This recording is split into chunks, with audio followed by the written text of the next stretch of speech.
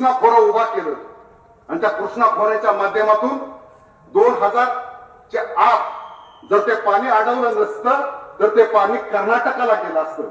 हा अभ्यासपूर्ण मुद्दा आहे.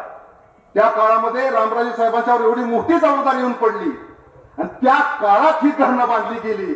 त्यावेळेस धरणं बांधली गेली नसती तर हे पाणी कुठं गेलं असतं. आज एखादा लांडा फाटा काढला म्हणून हा पाणीदार खासदार होऊ शकत नाही.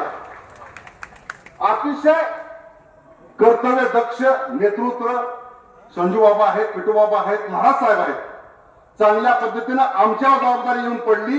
कसल्याही परिस्थितीमध्ये आम्ही तुम्हाला 60 ते 70% मतदान दिल्याशिवाय राहणार नाही, एवढाच मी तुम्हाला या ठिकाणी शब्द देतो. आज दिलीपराव तुपे बोलले, त्यांना माहिती की मी फलटण, मान आणि संपूर्ण मतदारसंघामध्ये यशवंत सिन्हा किंवा राष्ट्रीय समाज पक्षाच्या माध्यमातून मी काम केलं.